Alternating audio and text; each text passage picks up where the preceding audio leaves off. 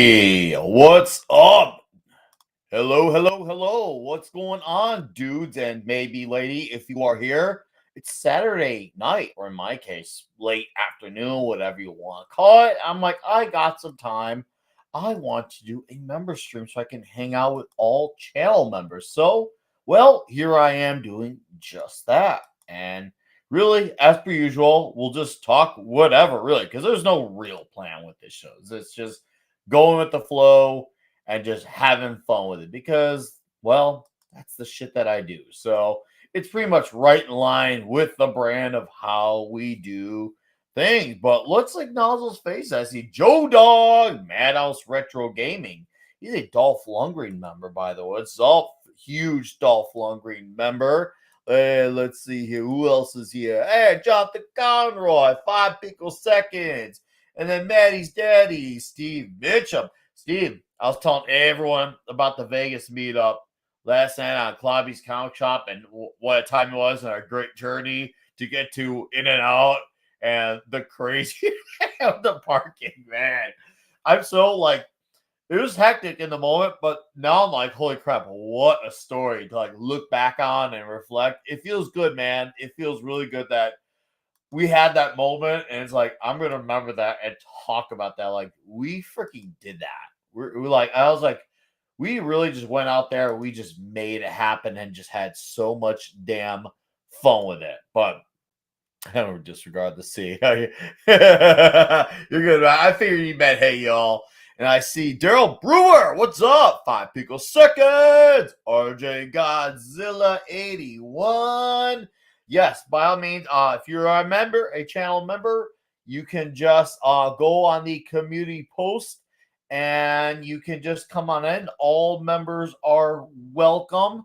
Probably do like an hour and 15 minutes, say maybe hour and 20. We'll see if I stretch it. We'll see, But yeah, I around there definitely sounds plausible for sure. Definitely sounds plausible. I am so happy to just be hanging out and talking some stuff. So I got some Sylvester Stallone stuff I want to talk about Cobra, about a special 4K release coming on. Probably had a clip between him and the great Dolph Lundgren as well. And I'm sure stuff about comics we brought up along the way. If you guys got questions about tunage or whatever, we can roll with that too. But yes, please, if you're a member, just come out. We already got one guy backstage. I do see you, by the way, Madhouse. I'm just trying to getting the chatter going. And yeah, this is exclusively on YouTube. That's a weird word to say now. Exclusively on YouTube. I thought about like, oh shit, I didn't get Rumble going. I'm like, you know what? This will just be a one-off YouTube only thing. So here we are having fun on the tube, the OG, the tube. So oh, you know what? Let's bring in our guy now. He's been waiting here. He's been ever so patient, so eloquently. Mr. Madhouse Retro Gaming. How you doing, sir?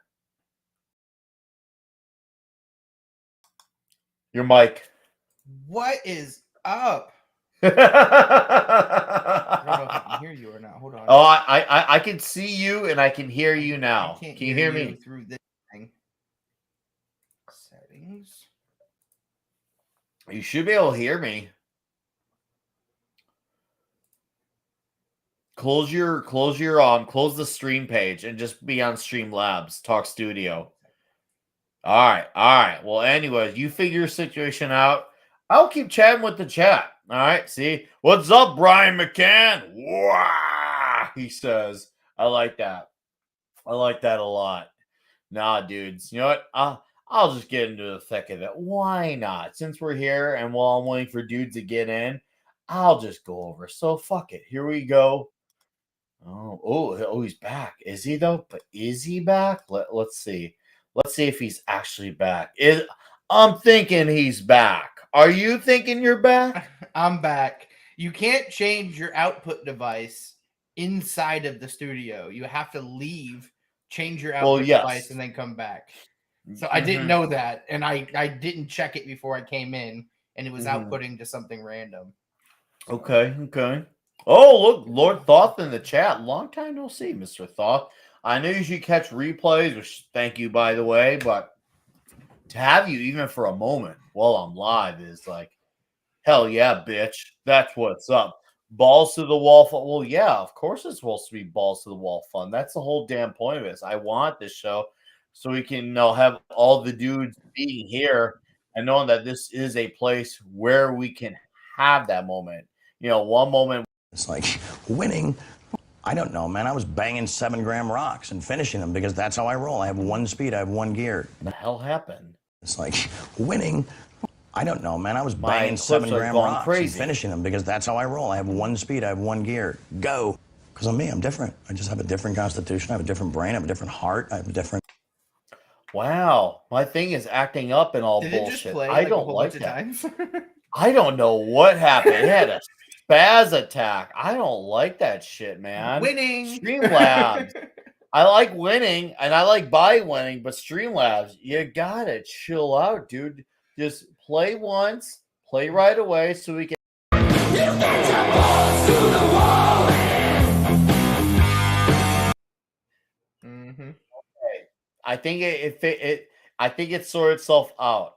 I like that. All right, whoever was, I'm gonna blame Streamlabs for that because I just did the same shit for the balls to the wall clip, and all was good. So Streamlabs, don't be like a little hiccup.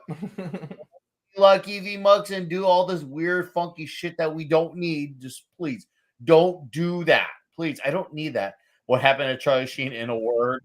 We went and said, dude, well, Charlie Sheen was by winning, man. That's what happened. He between the drugs and the alcohol, he was just having partying on a level that was just unparalleled. And he was saying that he survived more like binge drinking than like anyone could survive. And I'm like, Charlie, I could challenge that statement. It's a shame you don't do it no more. But man, if you want to come out of retirement, we could do like a Rocky 6, except be the Sheen machine versus the Wiser. So he'll be Rocky, and I'll be Rocky's opponent for Rocky 6. We'll have a lot of fun with that, Charlie. I'm just saying, you come out of retirement, maybe they could do one of those virtual matches in a battle of the booze. Who wins? Nick Weiser versus Charlie Sheen. And Charlie Sheen, this guy's got epic behavior. I gotta figure this one out. I want to probably like Charlie, right, Brad Young? Right? Seriously, I that was a wild time. But anyway, John, I'm gonna share with you. And some of you have already heard this, and I apologize. If you're hearing it again, if you're on Clavy's Comic Show, but I gotta share the greatness of hanging out with Steve Mitchum yesterday. So Steve Mitchum, obviously, great friend of the channel, great dude, great dad.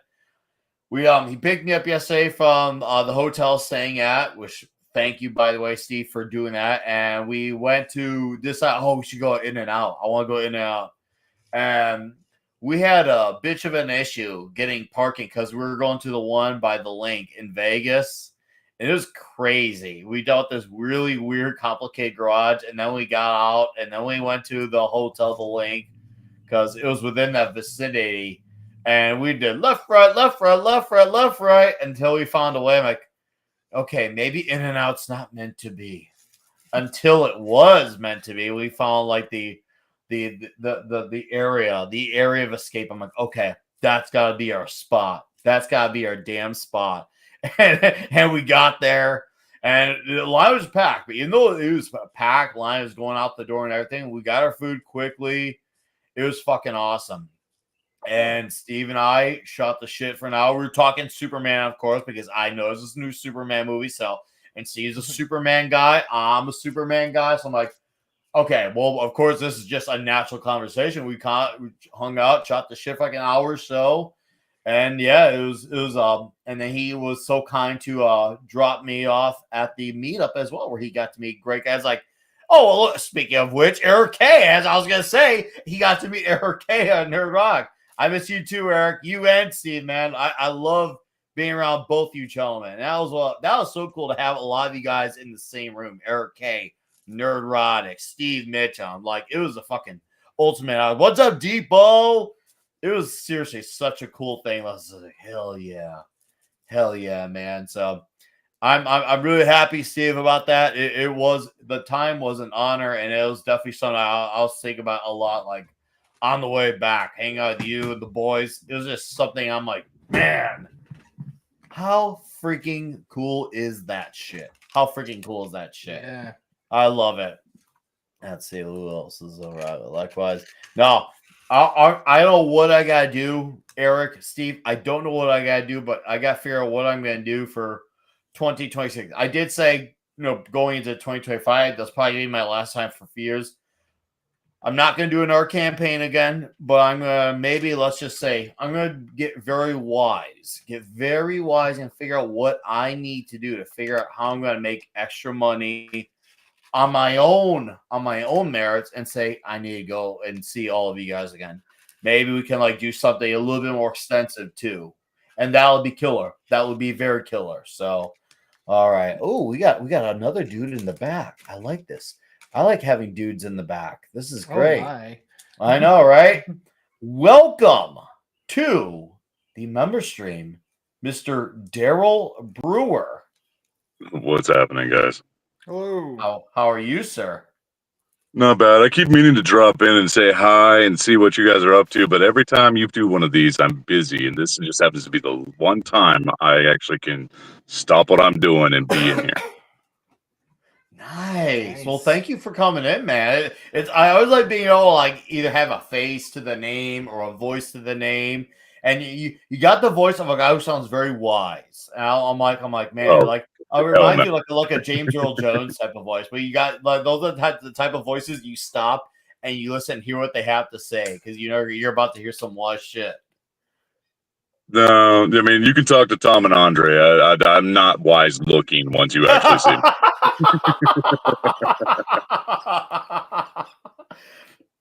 Maybe it's all in the voice, Sometimes it's all in the voice. But man, no, it's cool to have you here.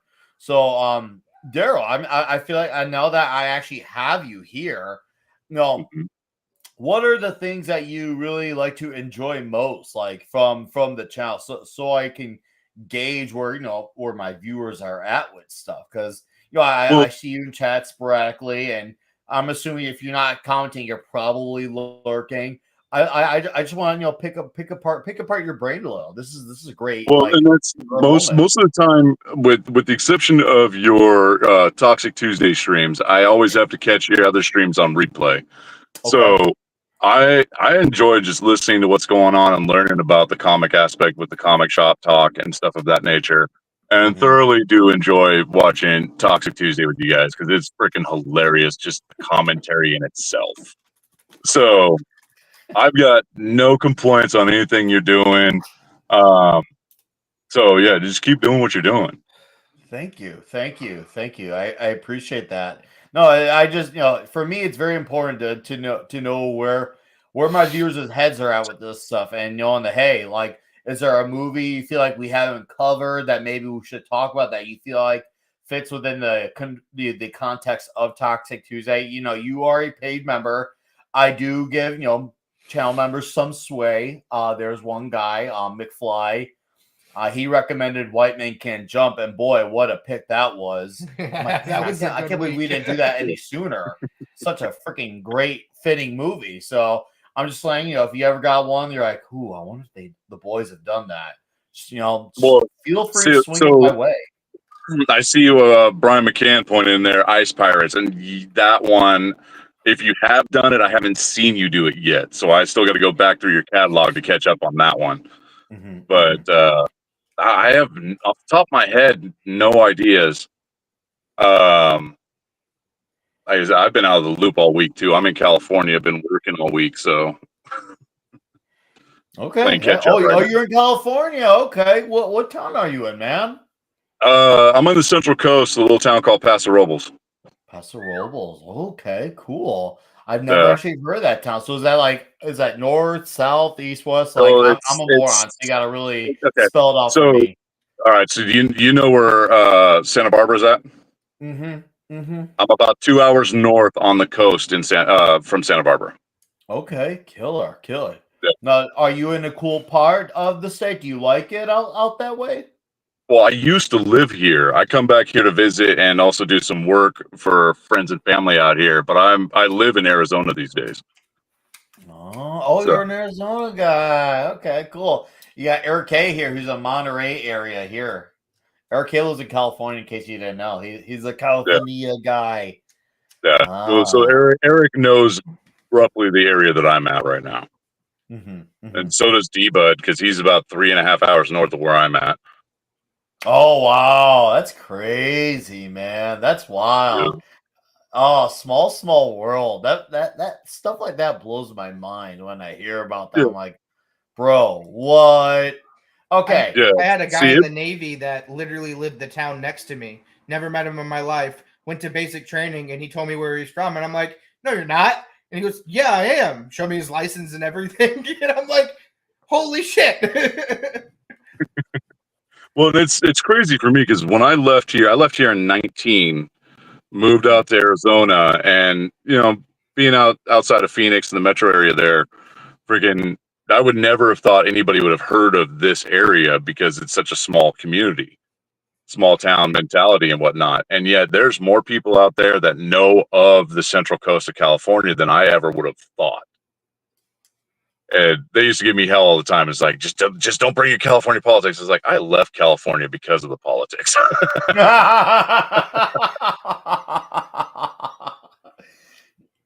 It seems like there are sections of California where I guess you could say there is a little bit of a sliver of sanity that's on the uptick. I don't want to jinx it, so knock on wood.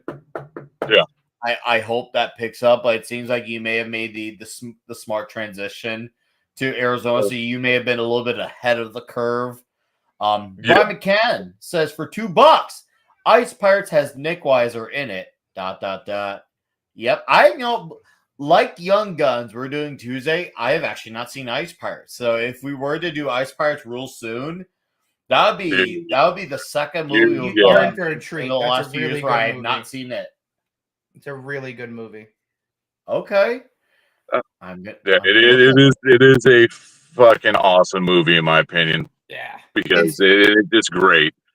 There's a lot of toxicness in that you would probably fall out of your chair laughing about. I'm honestly surprised you haven't seen that movie. I saw that a movie when I was at an age I probably shouldn't have. I think I was like 8 or 9 when I saw that movie. Yeah, about the same here. Because my dad used to watch all those kinds of movies like at night when I was doing homework. I'd sit on the couch doing my little fucking math homework, and he just watched movies. So I got to see all those. I got those, the Police Academy movies, all that stuff. That's what I grew up on. Zach's go ahead, Daryl.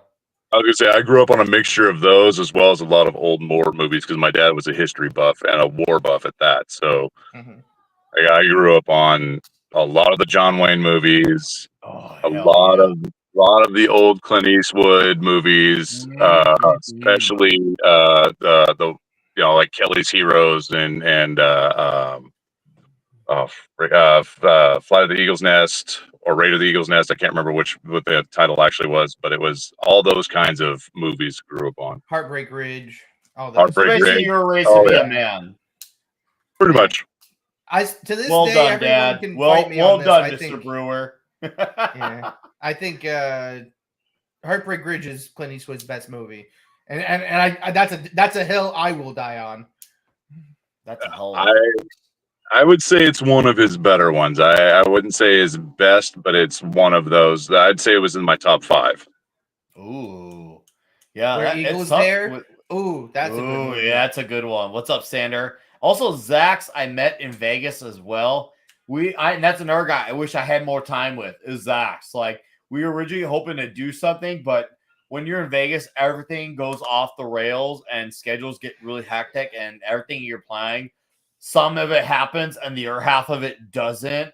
And Zach's and I both relate to this. And that's another reason why I if I knew he was going in 2026, he would be Zach's along with Eric Kane, Steve Mitchell alone would be extra motivation because like we got to redeem some shit into 2026. So Zach's good to see him, man. Yeah, dude. Yeah. I think you and I messaged each other really bit like, dude, everything has planned, just like boom, forget about it. Not gonna happen. Figure it out. And I was like, oh, bro, it's chaos. But okay. Anyways, I need to acknowledge my guy Zach's.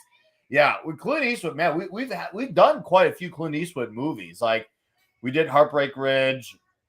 We did Dirty Harry and Magnum Force. We still haven't done The Good, the Bad, and the Ugly yet. I do want to get into that one. That's going to happen, of course. I was going to say, you haven't done any.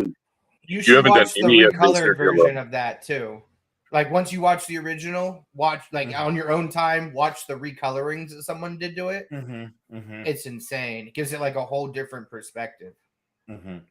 All right, Daryl, what were you saying again about? I was going to say, as far as I can remember, I haven't seen you do any of the spaghetti western movies. No, any of the was it Fistful of Dollars, Few Dollars More, or The Good, Bad, and the Ugly? No, we have not. We have not done those. There, it's gonna happen. Definitely, like that's the beauty of this. Even with almost 200 episodes in, we saw so much ground to cover, and I'm already thinking probably around August we're gonna probably do like a big emphasis on Clint Eastwood westerns, because like there's westerns and then there's Clint Eastwood westerns. This is like almost like a genre in its own right, and we could do that and get away with it, and it's absolutely totally cool. So I feel like that, and what we'll do is we'll definitely have the listeners. They will vote, just the ones with the most names on, let's just say, like the comment section on the posts. Those will be the ones. So we'll literally let the market decide on it and just run with it from there. It'll be fun. The ones that get the most, we'll do those 3 to 4. It's gonna be so much damn fun, and we need more Clint Eastwood. We need it, and we gotta bring youngins back. Hey, look at this badass shit from when we were coming up. Chris Walken. We need more Eastwood. Walken. Speaking of Walken, I actually liked him as a villain in The View to a Kill from Bond. That was one of his best roles, in my opinion. Straight up, so good. And I know there's flack towards A View to a Kill because obviously, yes, you can see Roger Moore's age is showing on him, and my buddy 70s point out. He barely can run, and it shows. But the villain was really effective, and the third act at the bridge, I feel like it ended off really strong. You can make a good argument for where it started, kind of, went about in its journey, but towards the end, at the bridge and everything, I thought that third act for me, that's what really brought it home for me. Third act of The View to a Kill. I honestly think if Walken hadn't done such a great job in that role, that movie would have flopped. Because Roger Moore, it's exactly right. He got carried the entire movie. And it's not his fault. He was too old to play the role. He should have already been swapped. Yeah, and they were already talking about it. It should have happened. He's a great actor. I love him to death. He did a fantastic job. But you could tell it's just one too many years of that role. Oh, He'd done a few years too many. As much as I love him in that movie, I will still be the first to admit, he was definitely 10 years past his time. And my favorite, I'm the wild card. I remember when my old buddy, my old panelist, and if he's out there lurking, Bruce and I were basically arguing about Moonraker, and because I'm a Moonraker guy. I'll say it. I'm a Moonraker. Like that's my probably my favorite Roger Moore Bond. I know Live and Let Die is a popular one for a lot of people, but for me, Moonraker, the whole that's only popular because the book was popular. Space. What's up? Live and Let Die is only popular because of the soundtrack that came with that movie and the merchandising that came with that movie.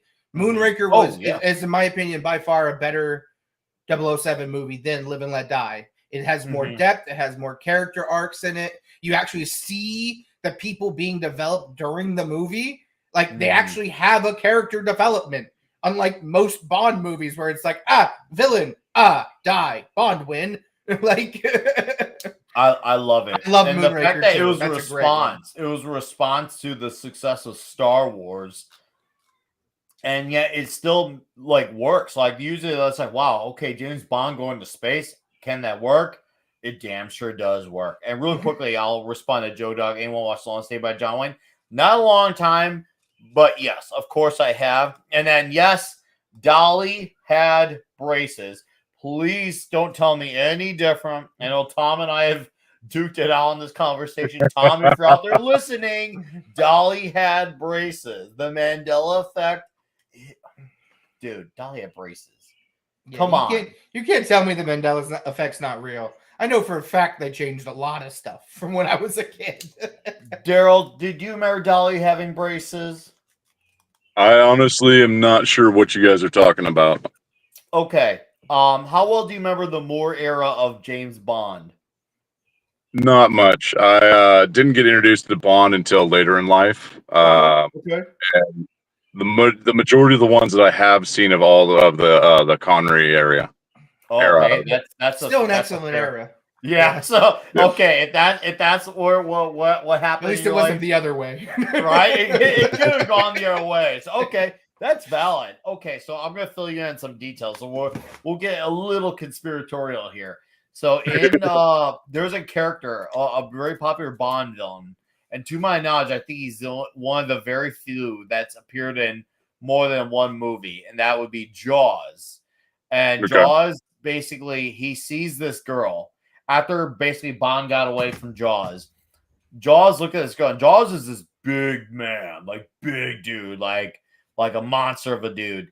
And he looks at this lady, and what makes his signature is because Jaws has these metal teeth. And he looks at this lady, he smiles at her, showing off his metal teeth, and she smiles back at him. And then they all right away are kind of like a love at first sight moment. And the whole gist of them connecting was, oh, hey, you have metal teeth? No, I have metal teeth too. And she's showing off her braces because, hey, look, we have something in common together. And they become an item. They hit it off quickly. And this is a big thing that was talked about, was the whole point of them getting together because of that. However, in future renditions, whether it was VHS, television, DVD, those braces were not on Dolly anymore. And the people who worked on the movie insisted that she never had braces there. And a lot of people don't buy that because Dolly had braces. That was the whole point of that scene. And now you're telling me that they were just never there, that we're all just like crazy. So that's where Dolly had braces comes from. Okay. And explaining it like that, it makes sense that would be the way it was originally done. Right? Does it not sound like it? You're like, okay, I can see that. I'm gonna get a photo of Jaws. Fuck this shit. While we're on here and we're in the passion of the conversation, let's look at Jaws from James Bond. Okay, and we're gonna show you this guy. Yeah, Richard Kyle's gigantic teeth with the metal teeth, bro. This stuff is wild.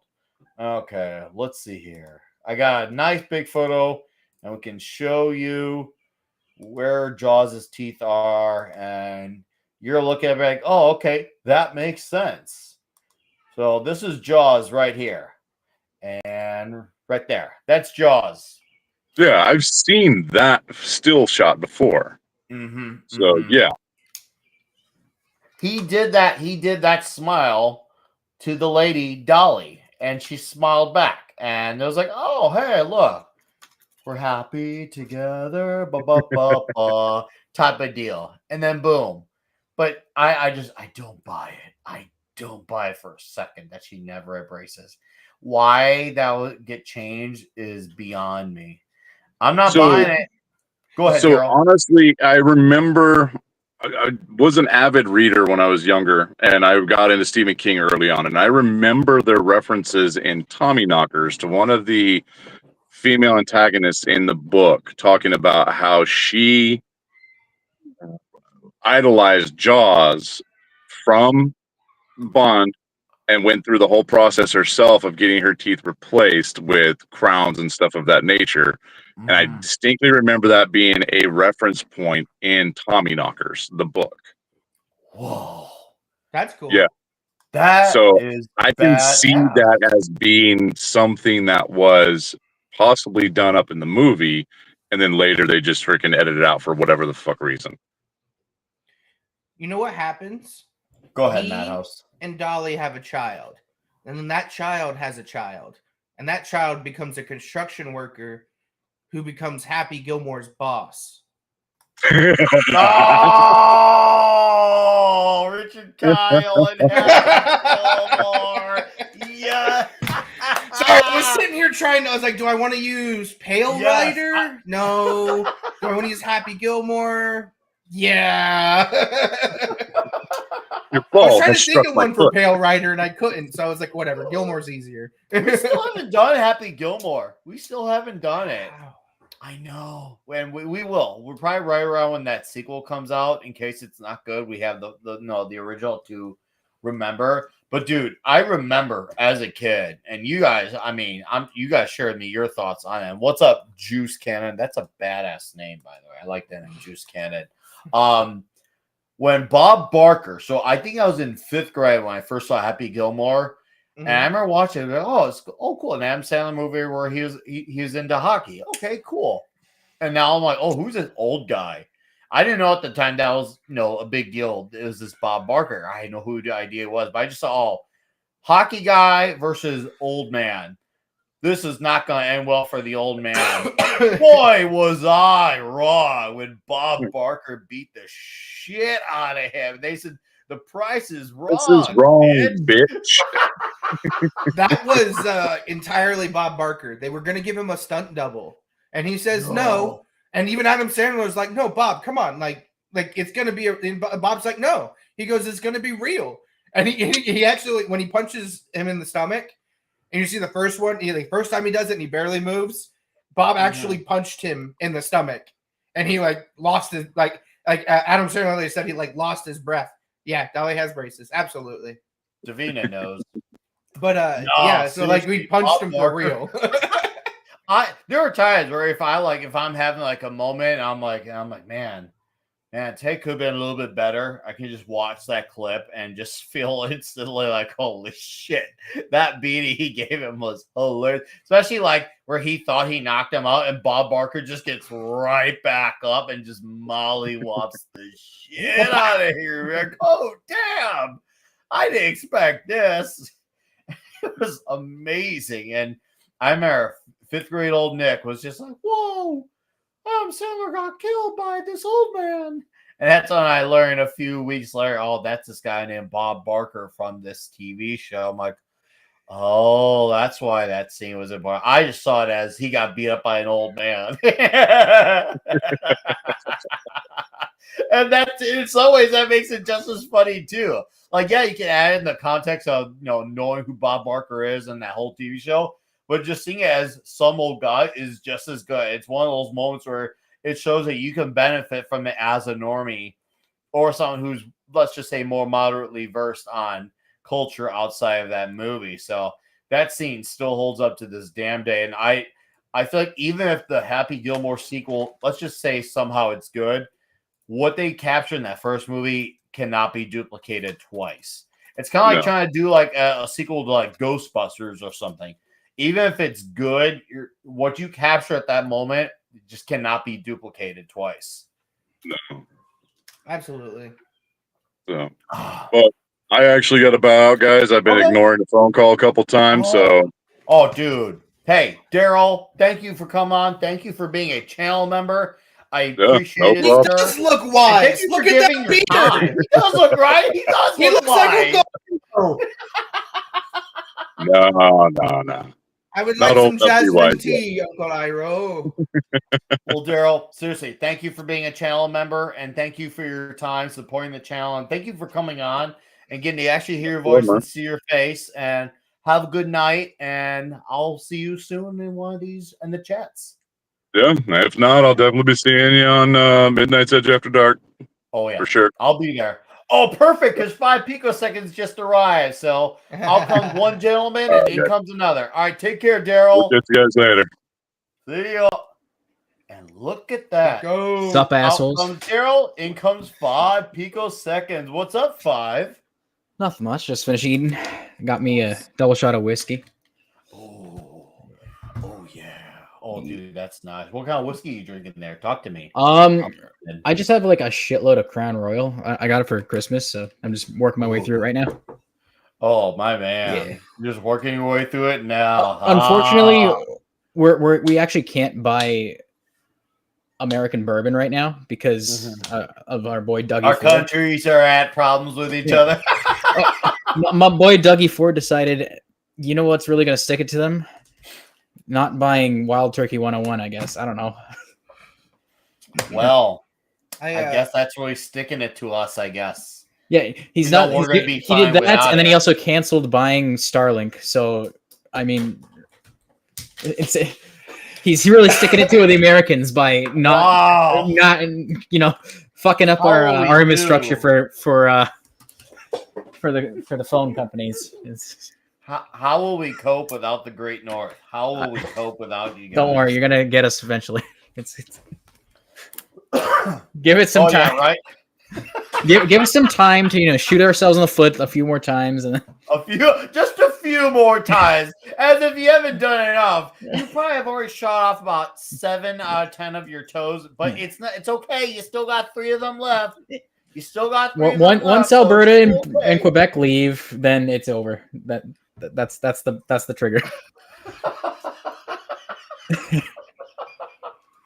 Oh, I love See, the best part is this isn't a joke. It's actually. Well, I recommend within 5 years, Canada will be called East Alaska. East Alaska. That's good. What's up, Keely? Says, good morning from Hong Kong. Nice. Hell so, where the Dakotas meet Canada, would that just be North Dakota? No. Alberta will keep its statehood for sure. They got oil there, so they're important. That's true. Yeah, actually, they it'd be like what? Probably Alberta and Newfoundland would probably be. So is Alberta like your version of Texas, but in Canada or something? They got this thing. During the summer, they have like stampedes going, and if you go there without wearing a cowboy hat, they'll actually call you a foreigner. Watch Yellowstone. I've been thinking about starting to apply for jobs there just to hedge my bets in case they actually do leave. Yeah, they're it sounds like you're living American Canadian state. Yeah. I know, right? It used to be Ontario, but Ontario is so fucked right now. Like it's dead. I like following Canadian politics because of it's worse than American politics because if you want to see hyper incompetence, just check out Canadian politics. I thought our people were bad, and then I just read one article one what do they call the town here they're mayors. What are they called there? Are they still mayors there? Yeah, they're still mayors. I think they used a different name though. He was in charge of some community. And he embezzled $17 billion or something like that over 5 years from all these elderly rich people. It's just wow. I get it, they're rich, but they're still elderly. They're in a home. Why would Trump do this? Okay.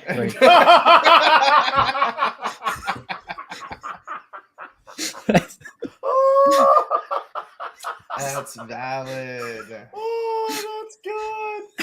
So it sounds like, 5. I'm assuming you've read the first issue of The Great War of Separation. I did. It sounds like you're living a real life version. Oh yeah. I was actually on a walk. Was that coming down a documentary, but for you? I was walking yesterday, and I actually just started thinking about exactly that. I'm like, wait a second. It's crazy to think certain thought processes in comics where they're futurizing things and now they're real. Yeah, think about he just got the wrong place. That's it's Alberta, not Texas. And then you think all the other stuff, how many technological advances do we have simply because someone drew it in a comic and someone's I'll make that.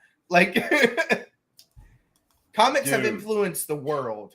I don't care what anyone says. Have shaped our planet. Our movies mold them. When you have stuff like Idiocracy, Escape from New York, They Live, all basically being documentaries now. And Mike Judge is I saw Mike Judge was on Joe Rogan, I think about 18 months ago. He's I was really proud of Idiocracy at the time. Nowadays, I'm not so sure about that. Yeah. He says that often. He pretty much he regrets it because he's he created a prophecy. It was a self-fulfilling prophecy. He calls it. He goes, it just let them go. Oh, it's gonna happen anyway. We'll just let it happen. Speaking of Mike Judge, did you guys ever watch King of the Hill? Yeah. I know there's a King of the Hill revival. Any of you guys There's know a King of the Hill revival? There is a revival coming. Do we know if Mike Judge is involved with it creatively? Because I think if he is involved the same way Beavis and Butthead is, it will be just fine. Because his Beavis and Butthead revival material has been awesome. Dude, especially Beavis and Butthead Do the Universe. I straight up died when they went to the modern college university. And imagine Beavis and Butthead going to a modern college university in the 2020s. It's as great of a shit show as you could expect. And when Clobby was living amongst us, rest in peace, Clobby was like, oh, dude, I had to turn it off because I swear I was laughing too hard at times with the movie. If you haven't, seen Beavis and Butthead Do the Universe, do yourself a favor and watch it later. It is fantastic. It's as good as Beavis and Butthead Do America. Go ahead, Madhouse. You look like you want to say something. I just read the article because, I read the article, but then I kind of let it go. That was a couple weeks ago that I read this. So this is the article, and this will make you incredibly happy. This event will include a preview of the revival as well as a panel featuring members of the voice cast. Members including Mike Judge, Greg Daniels, Saladin K. Patterson, Pamela Adlon, Lauren Tom, and Toby Huss. Those are they're bringing everyone back. Good. And then they said they're bringing that's the main cast, and then they're going to do guest appearances from Willie Nelson, Matthew McConaughey, Renee Zellweger, and former Texas Governor Ann Richards, all within the revival. Okay. So you got a very varied cast. Well, they're bringing Texas. Those are all Texan people. Yeah. So no. Yeah. I have no problems with this. No, I don't either. Especially with Mike Judge being back, you're 100% correct. Oh, if dude. If it had all these people and it still didn't have him, I would have hated it. Because he's what made King of the Hill King of the Hill. Oh, straight up. He still got the drive. He still wants to put out his best stuff now. He's clearly not resting on his laurels. And when you see what he had accomplished with the two new seasons of Beavis and Butthead plus the movie Beavis and Butthead Do the Universe, it's clear that Mike Judge is still a very hungry man. And I love that he's like, okay, we can do even better. And knowing him, he's going to make sure that this King of the Hill is not a slouch.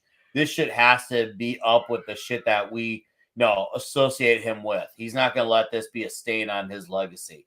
You look like you want to say something, so take it away. This is really good, though, because we all thought he was kind of done. We were like, we get it. You're top of the fucking hill, dude. Retire. You're awesome. But now that he's coming back, he's kind of telling all these animators out there that you're doing shit work and step it up. And they either are going to do one or two things. They're not, and everything fails. The entire animation just starts stalling out because no one's doing the same thing he's doing. And he's literally getting everything, And then, or they do, and we start getting that era of cartoons like we did in the 90s and the early 2000s. The Samurai Jacks, the original Ben 10 series, the every Justice League and Justice League Unlimited. Young Justice, but good again. Yes, Young Justice, but only season 1. Continue that on. And that's what I'm excited about because yes, while these are King of the Hill and Beavis and Butthead are adult cartoons, so were the Venture Bros. That was an excellent cartoon. So was Rocket Power was originally created for adults to relive their childhoods. That was what Rocket Power was originally created for. So all these things that are, I hope we bring back that era of cartoons, because I think that's going to save a lot of people. Oh, dude, it can, and it definitely has the potential to do that. We need a lot of good animated shows. We don't have as many good ones as we used to. Like Primal is really great, which I watched. Primal is awesome. It's not really clear if there will be a third season. I've heard there is, but then I don't hear anything after that. But if it ended where it's at, I'm fine with that. Primal was really great, and I believe that there's still a great future for more great cartoons. I want more animated shows I can really let shine and be like, bro, this is the shit. We need longevity. And that's the problem. We have everyone gets their first season in and they're like, wow, this is a great show. I don't ever need to make anything ever again. And then they move on. Or they go and do something else. It's like, no, like, hey, like the Clone Wars was such a good TV series because you didn't get into it until season 3. So you had to watch everything, even the slow stuff, until it got fast, you know? But then when it picked up and it became a good show, the writers were like, oh, okay, let's put some effort into it. And then it fucking flew. Well, when you soar, you gotta soar, man. Yeah, you gotta soar. You know, you mentioned some about the some of the Cartoon Network cartoons, and one of them, it reminded me. We were talking last night on Klobby's Comic Shop because there's a free comic book day special coming out on the Thundercats and the Powerpuff Girls. Wow! And I'm like, whoa, that's actually an unexpected crossover that I'm actually kind of like. I'm gonna use a South Park term. I'm kind of bi-curious about. So I'm like, you remember that term, bi-curious? It's like one of those things you're like, I want to read it for prosperity's sake, but at the same time, I don't think anyone asked for this ever. I would see I could welcome that concept if it's good.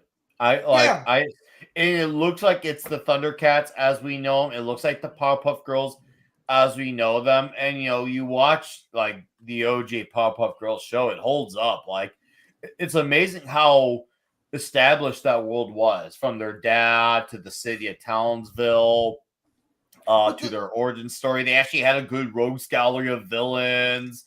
Like they had a really lived in universe that was like, wow, this is a really broad spectrum of stories. And even you had stories where it was about the team, but then you had individual stuff on Bubbles or Buttercup.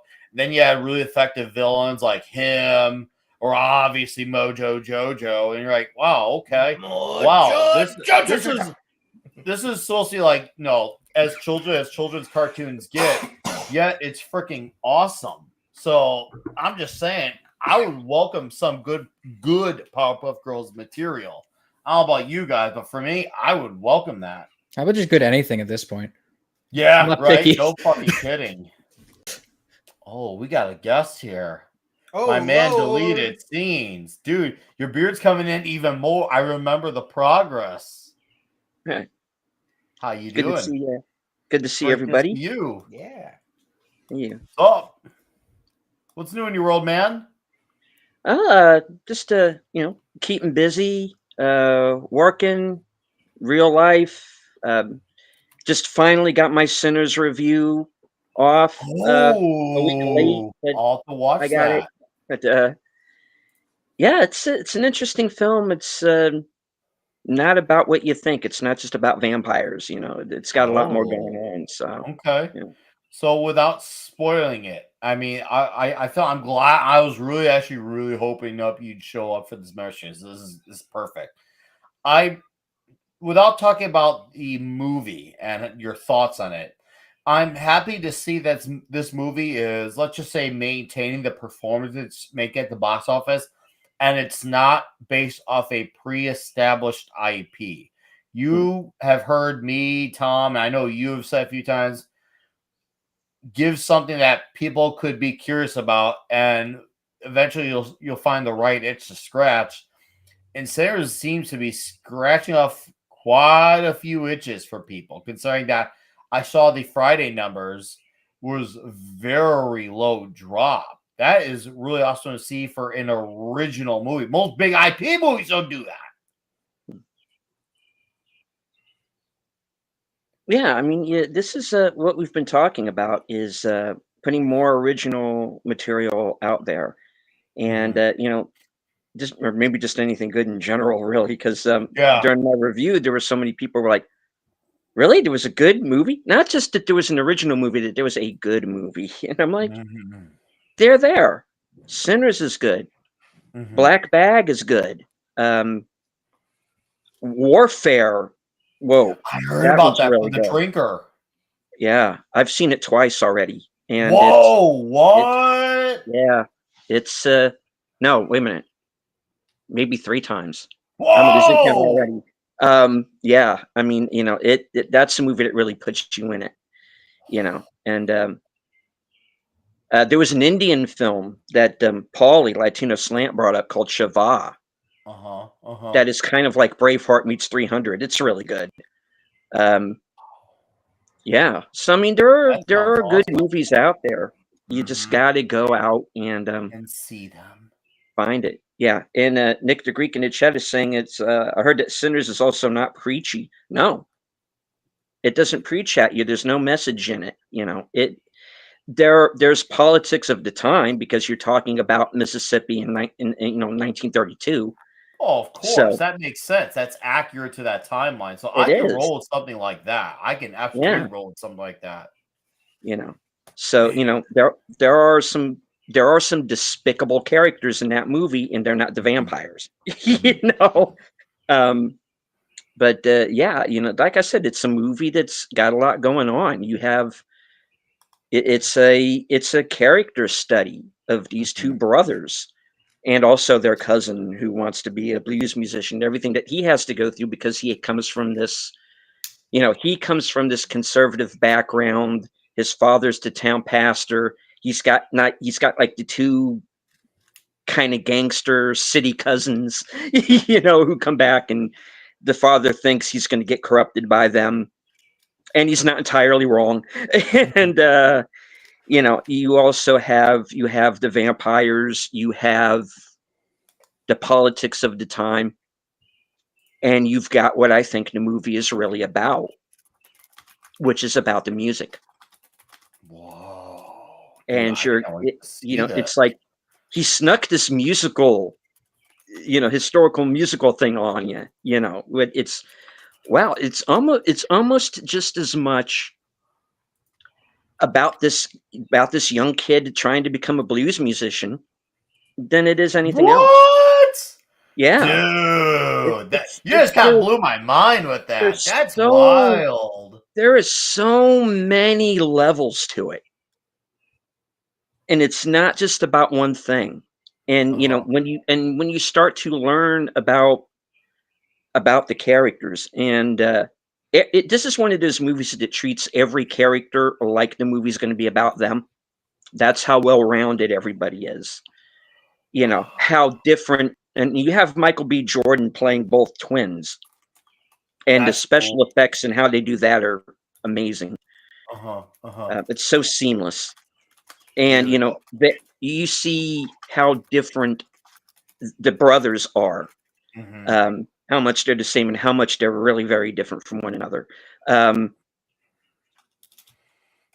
You know, it's so much that runs through my head. I almost forget what I'm going to say. It's okay. It's okay. Don't think too hard about it. Just, like I was already planning on seeing it, but you like saying that, like that's cool. And I'm gonna, I want to ask you something. I acknowledge a few things real quick.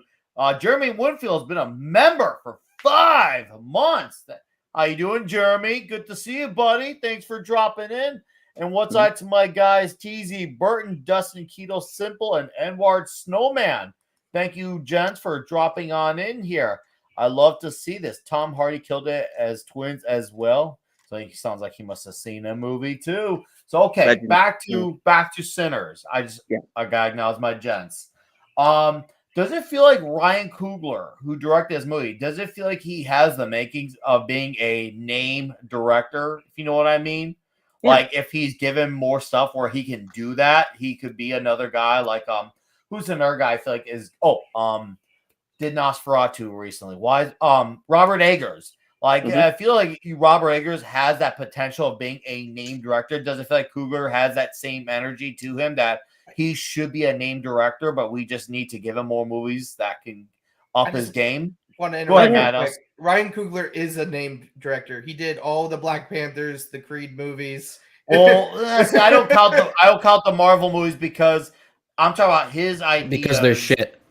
Well, we're not thinking good or bad. We're thinking Are you talking about like his original IPs, not original just ideas that are like, oh, I'm saying this because this is a Ryan Coogler film. Like there was a time where we. I was like, wait a second. Yeah, and I was like, Robert Eggers is already named director. You're right. You can make a good argument that he is. I feel like though he's definitely gonna be a lot more noticeable after Nosferatu because I think he is a little bit going into Nosferatu, but I feel like he's gonna be more so after this movie. I didn't see Creed 3. I like Creed 2 though. That's my favorite one. Is Creed 2. To me, that one's just Creed 3 was a wrap up, and that was about all you could call it. It was a phone in. It was very much like Rocky 3. Oh, see, I like Rocky 3. I mean, dude, come on. It's a good movie, but you can tell it was kind of like a phone in, like it was like a cookie cutter situation. Okay, well, phone in this. Oh. Yeah, it's a great scene, but like, what did it do for the movie? What did it do? It was a love story about the friendship between Rocky and Apollo. I just love you, Adrian. I like Apollo too. And that's what happened. It was about him and Apollo. Because then we lost Apollo one movie later. That's what. No. All right. No, deleted. I'm so happy to hear that about Sinners. I hope guys like Mr. Coogler can get more movies where he can have them be his stories, his vision, and we can be at a point where you can be like, hey, see that new Ryan Coogler movie come out? Hey, you see that other new Robert Eggers movie come out? I want to be at that point, and it shows you we are ripe with potential right now. We have some good movies coming out. I've gone to the movies with, myself, my children in the last few months, some, without them. And it's nice to be at a point where it's like, okay, there's a few movies I'm coming out and I'm enjoying, and I'm hearing from our friends other movies are coming out and they're enjoying too. I love to see that. It's really, really assuring. And I'm curious to see some other flicks going into the summer as well. And I'm not even just talking like big movies. I'm just like, okay, we can do this. We can get to the finish line and make movies all across the board awesome again. We're already a few steps there. A lot of us just don't know it yet. Mm-hmm. I agree. We're very close. We're very close to another late 80s cinema revolution.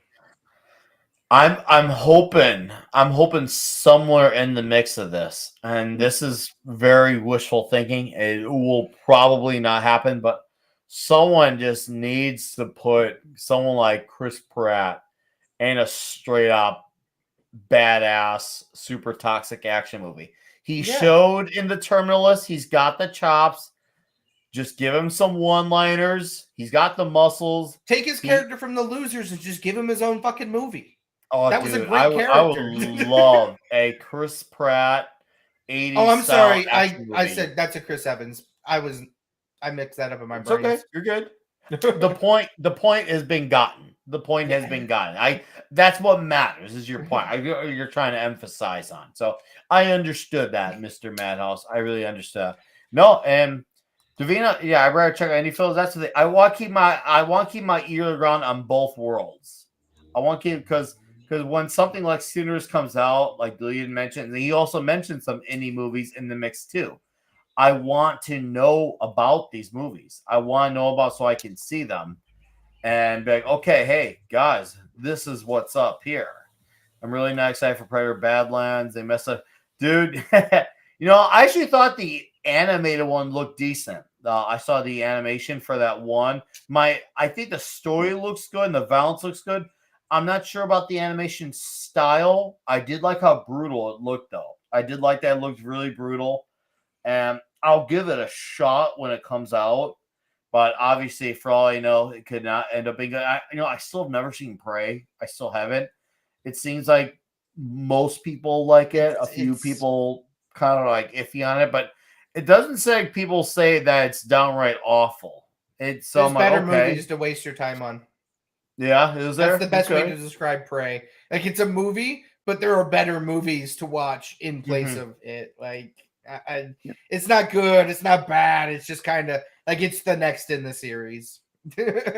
I'm actually shocked, because I remember how bad. What was the last one? The Predator with Shane Black. Yeah. That was called, dude. I wanted that to be so good because I like Shane Black, and then all of a sudden, that movie happened. He hunts autism. It shows, man. I'm like, dude, Shane, talk to me, dude. What's going on? Do you need to have a talk about this, man? The autism. You guys are killing me with these comments. I like you guys. Oh, that's so fucking funny. We all started falling apart. I never saw AVP 2. My funniest memory is when I saw AVP 1 in theaters. I think it was about 10-15 minutes into the movie. They showed off a date on the screen, and I just remember, what I've said before, if you time it right, sometimes if you say something during a movie, it can be really funny or it can make everyone angry. And they showed a date of when the movie was taking place, and some guy did, that's my birthday. And everyone in the audience started laughing. I'm like, okay, that was really well timed. That was really well timed. But man, if that guy had said anything else, he probably would have gotten fucking like, shut the fuck up. Watch the movie. Which rightfully so, but once again, if you're very wise with your comments, you give you away with it. I only did it once, and that was for the first Joker.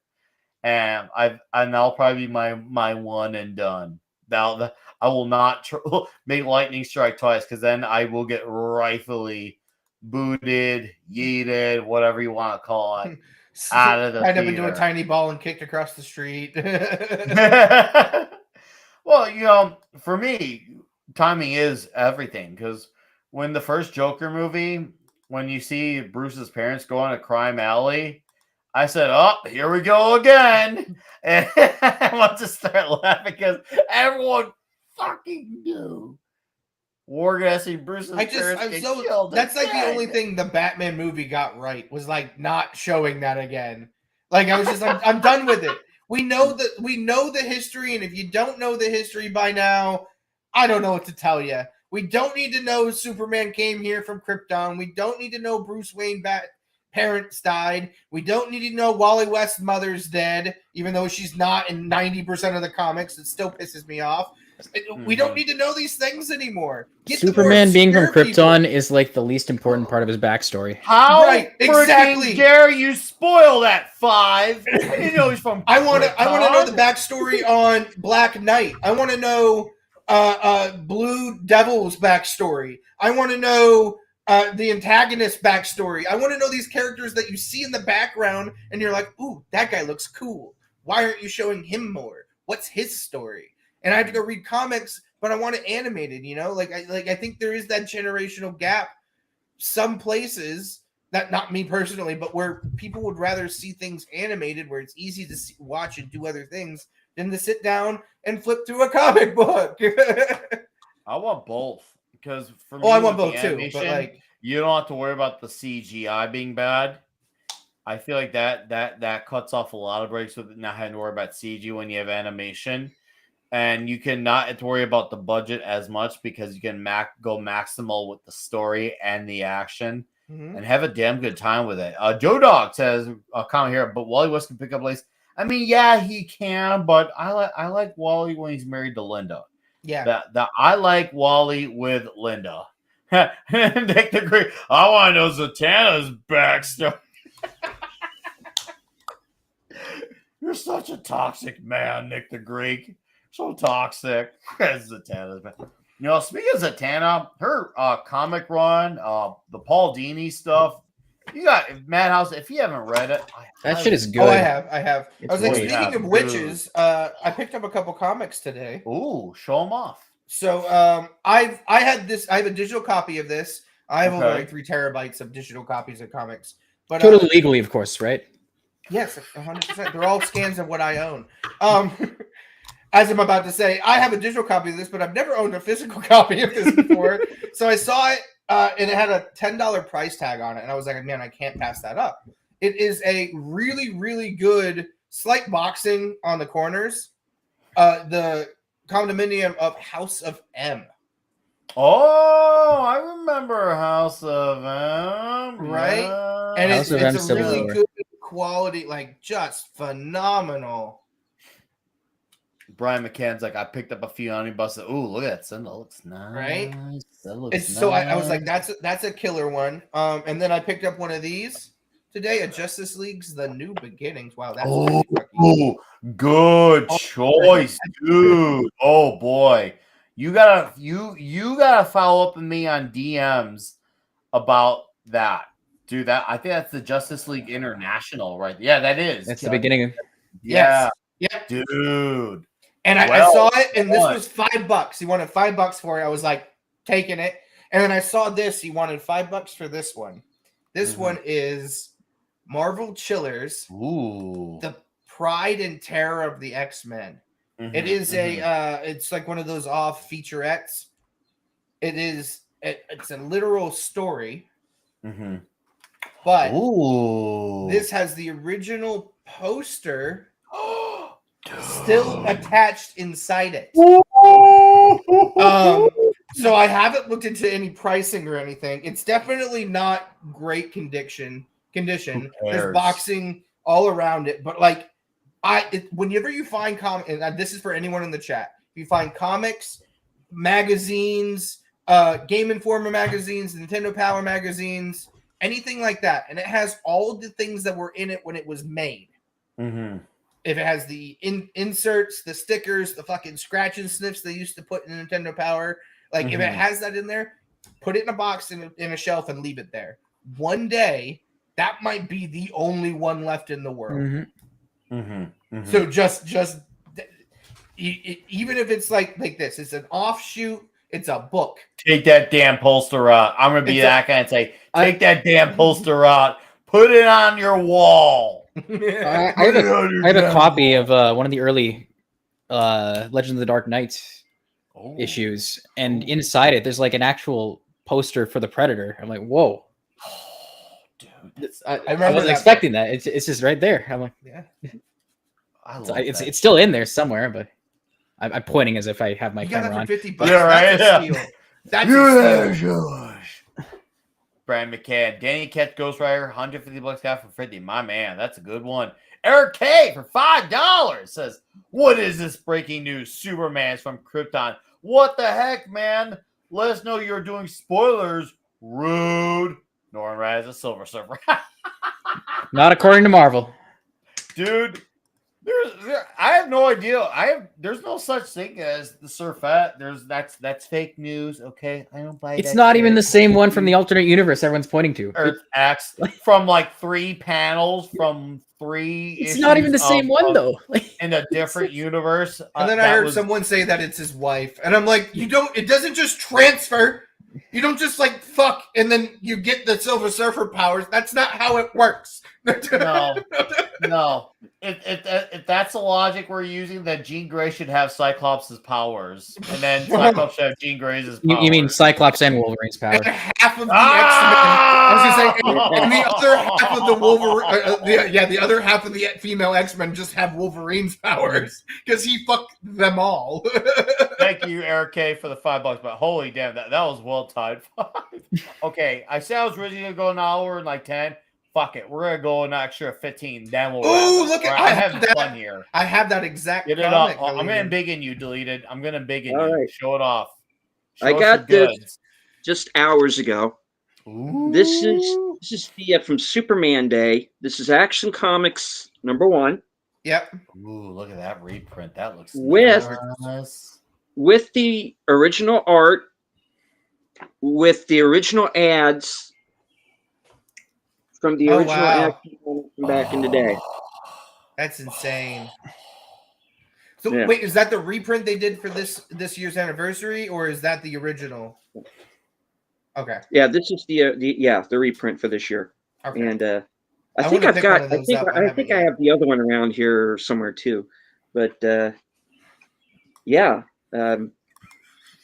Action Comics, and remember, it is a Superman story, but it's not just about Superman. There are other stories in here as well. I always loved the Action Comics, especially those first couple runs, because they set the world of Metropolis such a way that it just you fell in love with Metropolis and its people, in a way that you fell in love with Superman. And Superman was like an afterthought in the first couple issues. You know, like he was Superman, but he wasn't like the Superman of Metropolis until later. But like that's what you do with comics. You make people fall in love with the world, and they're gonna fall in love with the people in it. You know. So we got Eric K for another $2. He says, as Delete Sheens shows off more amazing pages, says, "What? More spoilers? Seaman transfers powers? What the heck?" Eric, thank you for the $2. Yes, it do be like that. Somehow, now if you lovers, you automatically transition powers now. So by this logic, does that mean Karen Page is blind? Does that mean that Elektra gets to go blind too? And do they are blind's not his superpower? Blind isn't the superpower. That's just a physical his blindness gives off that radar sensibility because of what the blindness did from the chemical reaction. So they should be able to have that radar sense by that logic. Oh, we just had to have another great toxic man come from the back door into the front. Long ass time no see, Bruce. I love you, brother. How you been, Nick? Love you, man. Good to see you. I've been doing pretty good. How are you? I've been fantastic, sir. Good to see you and the crew doing what you guys do best. Actually, not doing what you guys do best, doing your hobby as best as you can, which I love seeing, because I know y'all like make a lot, make a lot of work. You guys are busy as shit. And hey, it's Saturday. It's a member stream time. How is everyone tonight? Fantastic. I'm doing pretty good, man. I'm just happy to hang out with the dudes. We had Daryl Brewer on earlier. Real nice guy. Got to hear his awesome deep voice. He's got the voice. He's got that voice of like a wise man. I love it. It's great. Uncle and then you got Iro. Madhouse, 5 Pico, deleted scenes, and Bruce.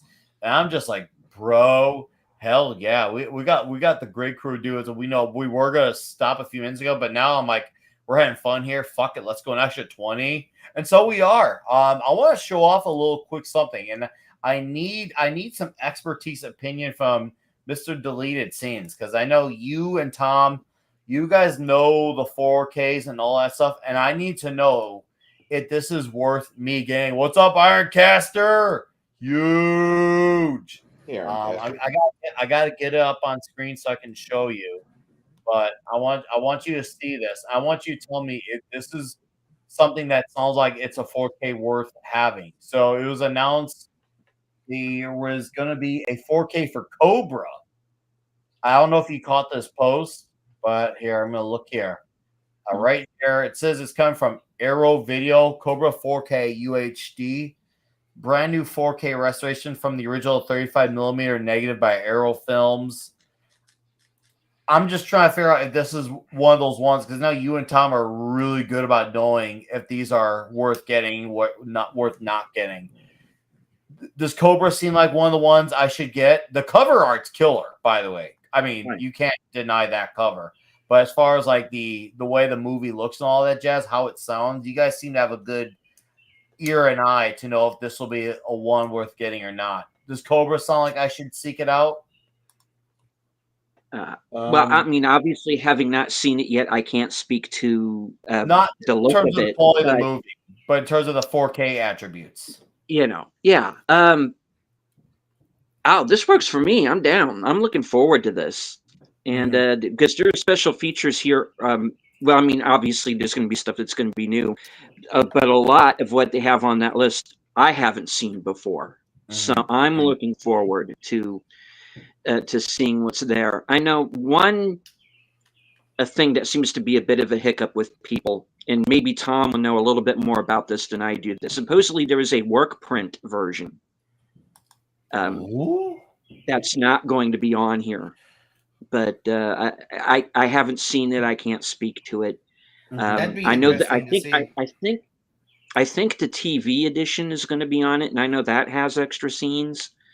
So yeah, I'm looking forward to seeing this. Yeah, and of course one of my favorite movies from the 80s. So yeah, I'm down.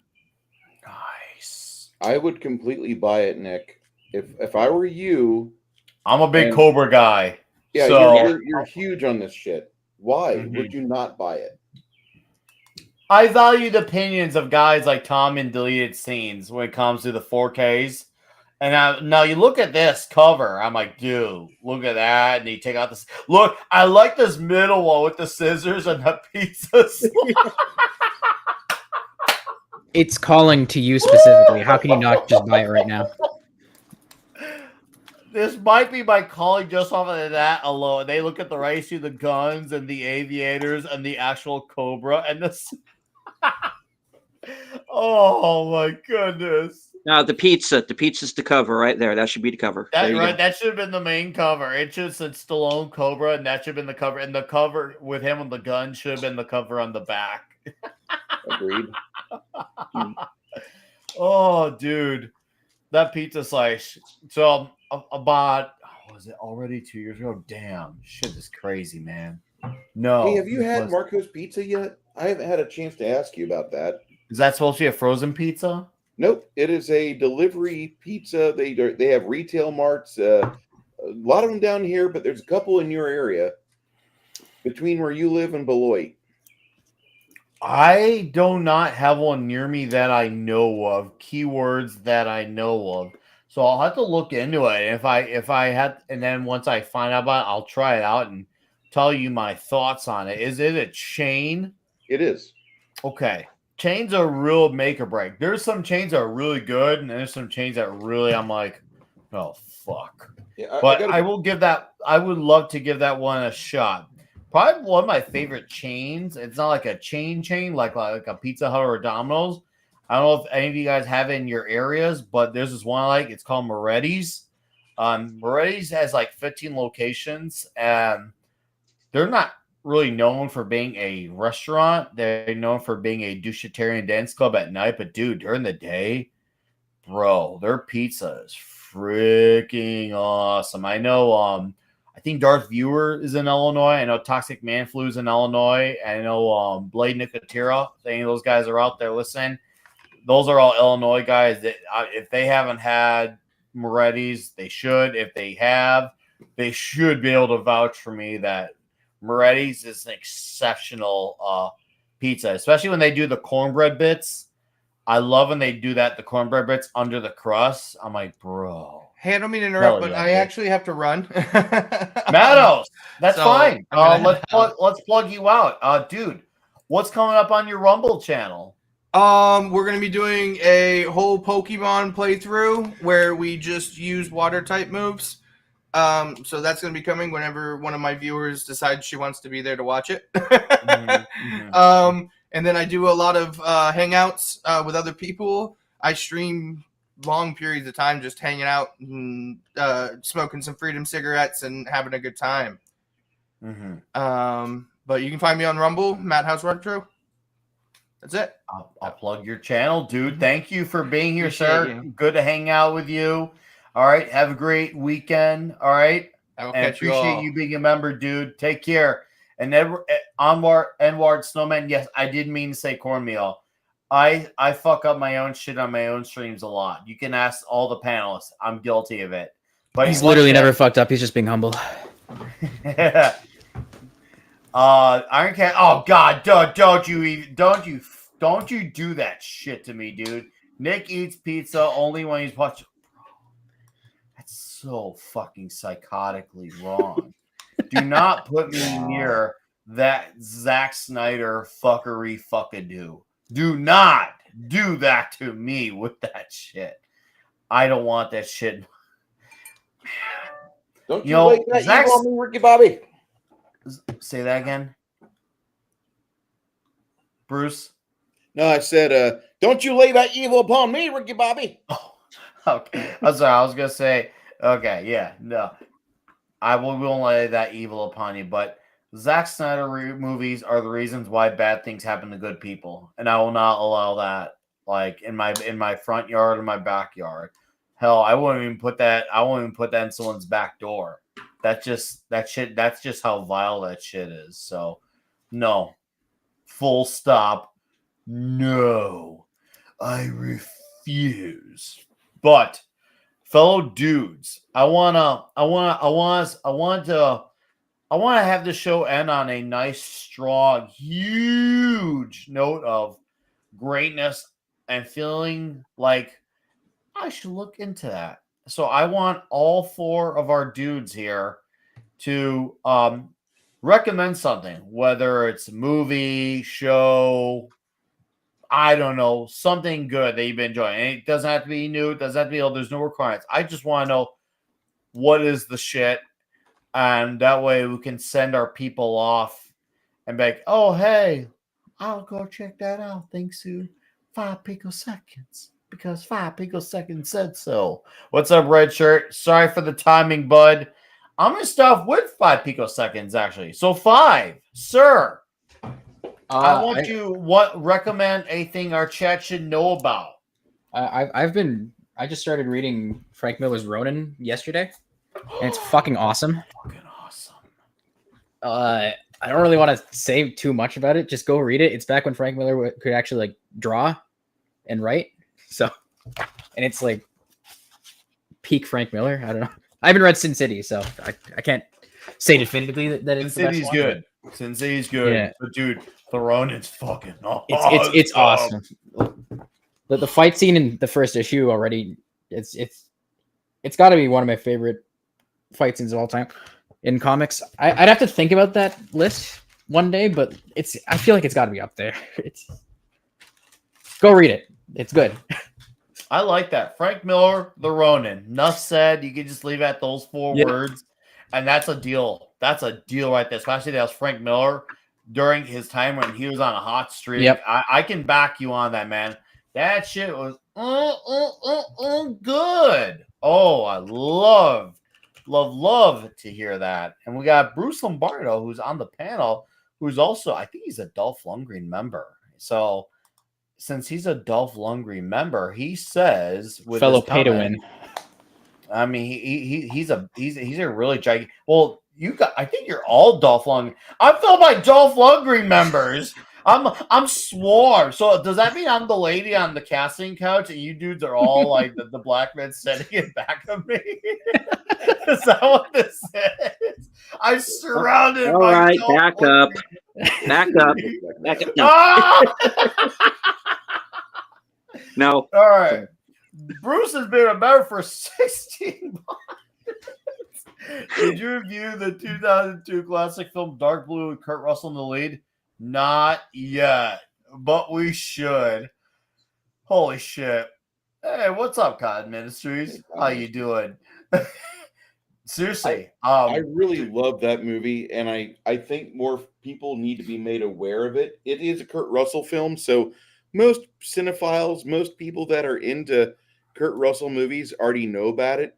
Mm-hmm. But the fact that it's kind of topical right now because there's some problems in society, and it's a movie that actually will provide at least a good context to people that didn't live in the early 90s. We've had problems in America before. This isn't the first time. And I think that would be a fantastic movie to bring to discussion panels because of just how relevant it was back then and how relevant it is today. Mm-hmm, mm-hmm. I have actually not seen that. I love this. I like between this, Ice Pirates, Young Guns. I'm finally getting to some movies that I have not seen. Shows you for the 800 things I have seen, there's 1,000 more that I haven't. Bruce, this is going to be a Toxic Tuesday this year. This year it's going to happen. Beautiful. It's going to be diabolically huge. I wish I could be part of that, but my schedule has me working on Wednesday morning at about. Actually, I go into work at midnight, so I appreciate it. I will listen to you. I will not. I know you will. You're still missed, by the way. You're still missed. I love you guys, and I appreciate everything you guys have done for me and all the friendship you've extended, and I will do my best to return that sevenfold. Dude, you coming on here and just doing that, like hanging out, giving your time when you can, is more than enough. Seriously, I love when you do it. So I gotta ask you: is this your proper recommendation for tonight, or do you got something you want to add? That is my absolute recommendation for tonight, and probably for the spring of 2025. That movie. Oh, yeah, okay. Like seriously, that movie is so good, and you've got Ving Rhames in one of the best roles he ever suited up for as a fucking police chief of LA. During the time that this happens, you're going to see so many familiar faces in this movie. You're going to have just a great score. You remember Scott Speedman? This was in the time I do. When Scott Speedman was the it boy. And like everybody wanted him in films, and he got big on Underworld. And I think this was released between part 1 and 2. So that was because Underworld was, I think, 2002 as well, the first one. Yeah. And this movie just does a great job of showcasing his innocence. He conveys a real youthfulness in this movie that older guys, when they watch this, they'll remember what happened in 2002. They'll remember what was going on in 92, and they'll be like, shit, this. If he lives through this, he's going to be completely a changed man. And I hope you guys enjoy it. I really do. I think that's the best movie that out of all the films we've talked about, you've not seen yet. It will be done this year. It will be done this year, Bruce. Bet. Cool. Okay. But dude, thank you for coming here. Thank you for giving your time. I wish I could go a little longer, but there will be a time and place for wherever we can do that, and it will happen. And hopefully, I'll try and make sure when I do another membership, I'll try and keep it around this time to the Saturday early evening frame, so that way there's hopes that gents like you can come on. So I appreciate you, Bruce. Seriously, awesome to see you. And TZSC, really quickly, can you sculpt pizza? Easily. You heard it here. Pizza's easy to work with, man. I don't know what other people do, why they can't figure it out, but pizza, no man should not be able to not make a pizza. That is one of the easiest ways to feed your family, easiest ways to clean out the leftovers in your refrigerator and provide for yourself a meal that will last you about 2 days. And after that, if it takes longer than 2 days, you are just a bad pizza maker because you are not looking forward to wolfing it down. Amen, sister. Amen. Oh. I'm going through my old phone looking for my pizza photos. I know the porn is here. Oh, here we are. Oh, here we are. I'm gonna embiggen you. Oh yeah. Oh, God. Yeah. Oh, dude. Your meat on that pizza looks nice. By the way, I love a good jalapeno and cheese sausage, and slicing it up, adding in a little bit of a Genoa and a little bit of pepperoni on there, and just let the drizzled bits of other meats and other cheeses just ooze between the cracks, just slide on down. And when it hits your gullet, dude, that crust is about 1.25 inches to 1.5 inches thick. So you're getting a complete meal with just 2 pieces of pizza. If you eat more than that, you're a glutton. Oh, I love it. Bruce, that is a hell of a send-off with your pizza slice. Or sorry, pizza. Sorry. I love it. I fucking love it, dude. All right, I gotta acknowledge this kind of really quickly. Gavin says, "Speak, Kurt Russell. I decided time to introduce my son, Big Trouble in Little China. You are a good dad. Your son will love it. If he doesn't, put it on again until he loves it. So it's basically, if you don't love it yet, you will later. But my man, deleted scenes, sir. Thank you for being here. Good to hang out with you once more. I love it. I know you said I know you talked about Sinners and you watched it. Is there anything else you want to recommend to send a chat off going home that you could feel good about that they should check out, or do you just want to talk a little bit more about Sinners? It's your floor. You decide. Okay. Well, now that we have the sequel out in theaters, it's been 8.5 years since the original The Accountant. Oh, you saw it? My favorite part of The Accountant is watching Anna Kendrick's reaction to everything going on around her, because her character thinks she's in this quirky office rom-com. And then Batman versus the Punisher starts happening. and she doesn't know what to do with herself. It is great. The action is great. You've got Affleck versus Bernthal. What more do I need to tell you? Check out the original film if you haven't seen it. It's out on Blu-ray and 4K. I'm sure it's streaming somewhere. Check it out and then go see the sequel, which I need to do. I need to see that this weekend. I just got to carve out some time. All right, good choice, man. Go watch it. Which I have seen. I like The Accountant, so I can't wait to see a sequel. I love it when they make a script where they give you an audience character, like what Kendrick is in that movie. Kind of like what Lieutenant Savick was in Wrath of Khan. I think that's an important piece of story writing that a lot of script writers don't understand nowadays. You hit on that really well, deleted scenes. Thank you, sir. Thank you. And thank you for your recommendation. Really smart, really well timed.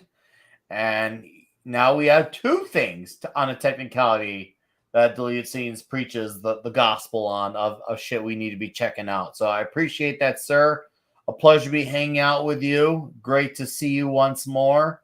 I'll be sure to watch your Sinners review. I'll probably keep it on, put it on my TV as I do work around the place. So you will be a great soundtrack as I do my housework. So thank you for that in advance. And I guess the part where I gotta recommend things. Okay, I'll be easy. I'm gonna be a very easy, low maintenance bastard. I'm gonna go album since we've had some comics, we got some movies. I'm gonna go album. I'm gonna type this in the chat so that way, because you're like, what? All right, right here. This is pronounced Sabir. Yacht. Yacht was a made-up word. This band is basically got a little bit of Motorhead, a little bit of Rat in there as well. Listen to the two songs, Toxic Man. Yes, there's a song called Toxic Man, and it's glorious. And there's another song called The Last Day. Those two songs are a 1-2 punch. You decide what order you want to listen to them. And on the album, the order is The Last Day and Toxic Man. I mean, the whole thing's good. But those two songs are my two favorites, Toxic Man and The Last Day. Just saying. And their singer looks like the second coming of Blackie Lawless from Wasp. So if there are any Wasp fans in the chat, remember how outspoken Blackie Lawless was? He's a wild dude. I think Scarlett from Sabir, I think he's going to be the next wild frontman. So he's going to be one of those ones you want to pay attention to. And he actually successfully immigrated to America. As he said on his Instagram post, we're not just an American band now, we're a Texan band now. Must be nice. So, right? Right. And the funny part was, he's actually Canadian. So, yep, right. Edward Snowman. There you go. Look up Sabir, man. Seriously, like the album is on Spotify. Obviously, I own a copy on physical media, but for those who like to have the convenience, it's right there. You can look up on YouTube, and there is a music video for the song "The Last Day" as well. So, yeah, no, and Blackie Lawless did punk. I like some of his. That's right, Blackie Lawless. Blackie Lawless was a man of his word. He's still the same guy now that he was then, and I love the shit out of him for that. So, all right, chat. Thank you, Eric K. Okay, thank you, Brian McCann, for the super chats. Bruce Lombardo, Jeremy Winfield for the membership milestones. Love your comments attached to the chat for your input and your time. And to my panel of Dolph Lundgren members that I'm surrounded by, this is incredibly homoerotic. It's funny, I'm not just surrounded by members, but I'm surrounded by my biggest members. Like, I feel like Tia Carrere should actually be jealous of me. It's not gay if you're paid to do it, right? So that time I heard you coming. Anyways, thank you for being on the member stream. Like I said, I wish I could go a little longer, but I do gotta pull out. I got stuff I gotta do at the place. and I got to probably get ready to listen to Flashcast tonight. So, seriously, chat, thank you for your time. Oh, whoa. Bruce! Oh, right on. Bruce! There needs to be more of us. Get yourself some pizza, man.